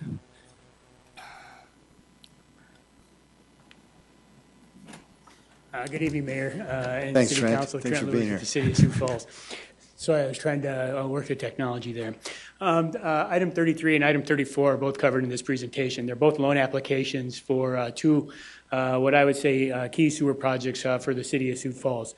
They are covered in two different loans. We work with the state of South Dakota with the state revolving fund program. We call it the SRF program, and they actually asked us to split it into two different loans. So let's talk a little bit about the Tier 1 and Tier 2 projects. After 2010, we had a major rain event and we had a sewer collapse. And part of that sewer collapse after action process is we developed an assessment list of projects. We really separated those into a Tier 1, Tier 2, and Tier 3 list of projects. Tier 1 we're completely done with. Tier 2 projects, we have 14 of the 25 projects completed. There's about $89 million worth of work. The two projects you're going to be voting on for a loan application tonight are Tier 2 projects. And we intend to have Tier 2 completed by 2025. Item 33 is a result of the Brandon Road Lift Station parallel force main installation. Councilor Staggers, it is not related to Brandon. In the city of Brandon Lift Station, we actually have a lift station on Rice Street. At that time, it was a road to Brandon, and so it was named Brandon Road Lift Station. We have a future project around 2020 to 2025 where this lift station will be upsized and replaced, and I promise you it'll have a different name at that time. Tier 2 project, essentially we have a 36-inch force main that goes from this lift station to our existing wastewater treatment plant. We'll be upsizing that to a 42-inch force main, and we'll leave the existing force main in place. So this will provide us with redundancy for a 40-year-old piece of infrastructure, and it'll also give us capacity into the future, so it'll allow Sioux Falls to grow. This is about an $11.4 million project. The term of the loan is a 10-year loan. That's a typical SRF loan that we do. The interest rates are really good from the state of South Dakota. It's a 1.25% loan. It's actually a 2.25% loan, but the state has a program called non-point source funding. I have a slide at the end that talks about that. But what that is they give us a 1% of that interest money back to invest in water quality projects in the Big Sioux River upstream of the city of Sioux Falls and in the city of Sioux Falls. It allows us to improve the water quality. So there's a schedule with SRF. Last night we had a public hearing. There was one property owner that was there. There was not a lot of comment. With your approval tonight, the loan application would be filled out with a facility plan, and then we would be back in front of council in the April to May timeframe to actually approve and finalize the loan. And construction would start in 2015 and 16. This just essentially shows the different alignment of this force main for item 33. And so the pump station is the Brandon Road Lift Station. It takes a different alignment. Right now we go along Rice Street and we cross the river closer to 6 Mile Road and Timberline Avenue. This would actually cross the river right away and take mostly existing right away. And I can wait and actually talk about the next item, item 34. for the next loan. John, thank you. Folks, anybody want to address this item? Council? Move for approval, Anderson. Second, Erpenbach. Thank you, councilors. Appreciate that. Yes, Councilor Kiley, or Councilor Rolfing. My apologies, sir. How are we going to pay for this? We do have to pay it back. We do have to pay it back. In June, we brought rate model in front of council. There's a 6% rate increase for 15 and a 6% rate increase in 16. Both of these loans tonight were actually figured in, and the repayment of these loans were figured into that detailed rate model. Budget. Okay, thank you. A roll call vote, please. Council members Jamison. Yes. Karski. Yes. Kiley. Yes. Rolfing. Yes. Staggers. Yes. Anderson. Yes. Erickson. Yes. Erpenbach. Yes. That has passed 8-0. Thank you. Item 34. Item 34 is a resolution authorizing an application for financial assistance, authorizing the execution and submittal of the applications, and designating an authorized representative to certify and sign payment requests. Loan 36. Item 34, Loan 36 really helps us replace what we call the outfall trunk sewer line. This line right now is a 66-inch diameter line that runs roughly from the concrete structures or the spillway near the street department all the way to that lift station on Brandon Road. That line today is 66 inches. It's what we call line concrete pipe. If you remember some of the pictures that we showed after 2010, because of the corrosive nature of sewer gases and what's happening in there, we saw significant corrosion and deterioration. This is the next section of line concrete pipe that we need to replace. There is corrosion. We actually televised this line again this year just to make sure that we had the right timeline for this. We are seeing accelerated rates of corrosion, and so we want to move this project forward. This is an $18.5 million project. Upsizing this pipe to 72 inches not only takes a new alignment and takes us away from the river a little bit, but it also provides us with capacity for the next 50 years and beyond for the sanitary sewer system. Loan terms are the same, 1.25% for the next 10 years. And if we could do the next. So this is the alignment. Essentially, it's the same alignment. The only thing where it crosses I-229, we're a little bit closer to the river. The river bank is starting to change a little bit. It's channelizing to the south, and so we're also concerned about the pipe getting exposed, and so we want to make a good decision and move the pipe further south. And then the next slide just has a little bit of information about the non-point source funding, and that's a reduction in rates. It continues to invest in water quality upstream. There's a myriad of projects on how we do that. We also work with partners upstream for the Central Big Sioux water quality projects. It's about $1.3 million in non-point source funding between the two loans. Again, this is captured in our rate models. The repayment is captured in our rate models with the current rate increases and with what you saw in June of this year. If you have any questions, I'd be happy to answer them. Fast talking, too. Great job. In a good way. Sorry, councilors. Anybody want to address the council on this item? Thank you. Councilors? Move to approve, Karski. Second, Erickson. Thank you, Councilor Karski. Would like to approve this item. Councilor Erickson is right there with him. Thank you. A roll call vote, please. Council members Jamison. Yes. Karski. Yes. Kiley. Yes. Rolfing. Yes. Staggers. Yes. Anderson. Yes. Erickson. Yes. Erpenbach. Yes. That has passed 8-0. Item 35. Item 35 is a resolution advising and giving consent to the appointment of members to certain citizen boards. Tamara, would you read those, please? Are there any? I'd love to, but I don't have it in front of me. Sorry. Okay. Are you willing to, Council, you willing to approve them? Move for approval, Anderson. Thank you, Councilor. Second, Erpenbach. Thank you, Councilor. We have seen them. They are online. Very good. Thank you. A roll call vote, please.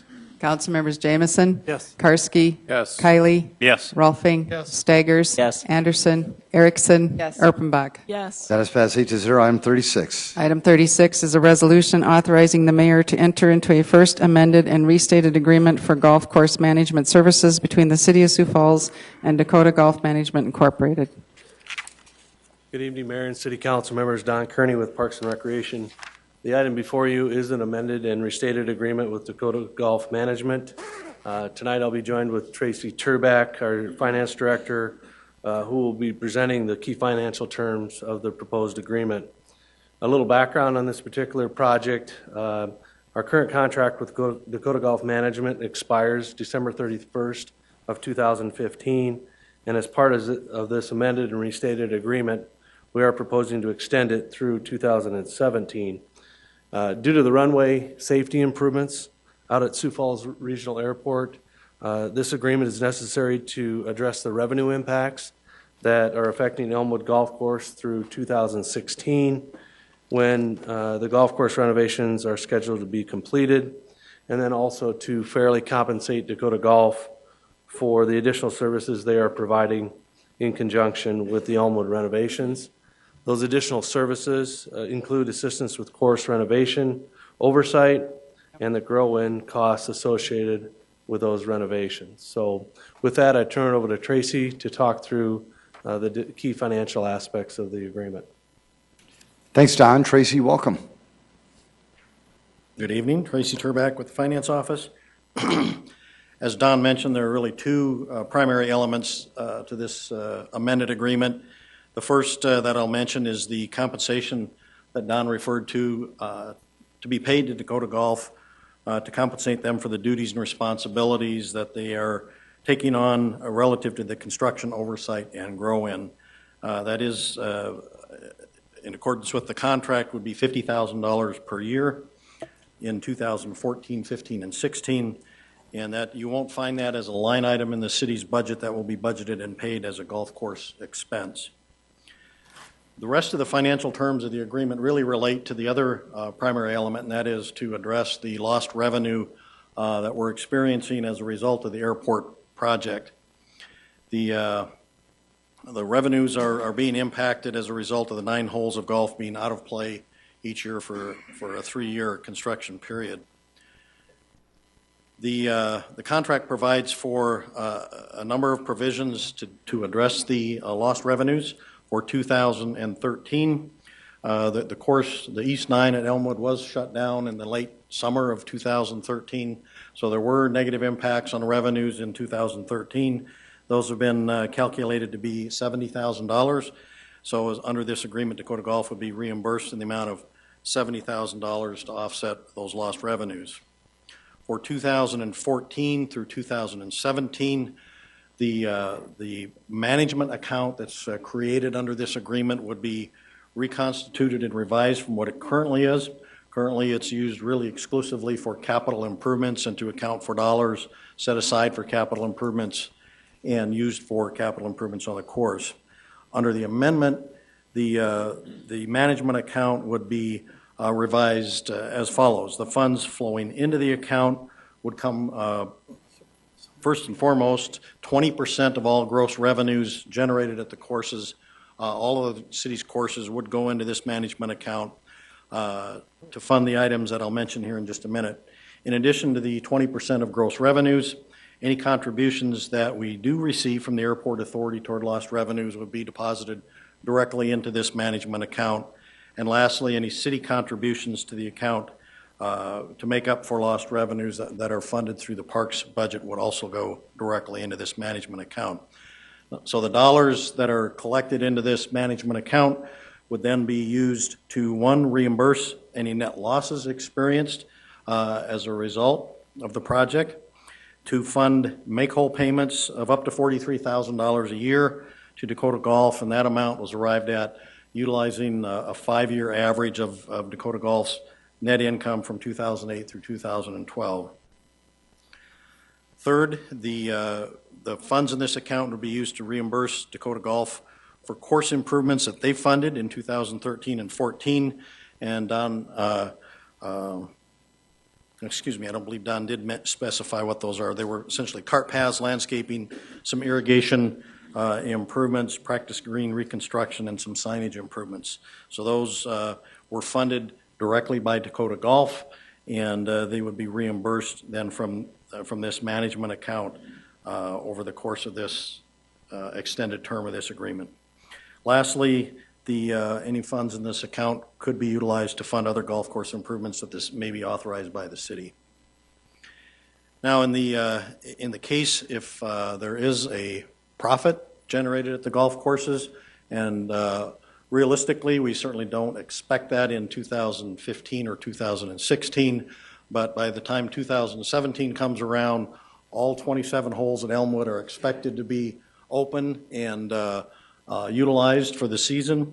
And so there's certainly, it's within the realm of possibility that a profit would be generated in 2017. And the amendment would provide for the distribution of any profits as follows. The first $43,000 would go to Dakota Golf Management. The second $43,000 or any part of that would go to the management account.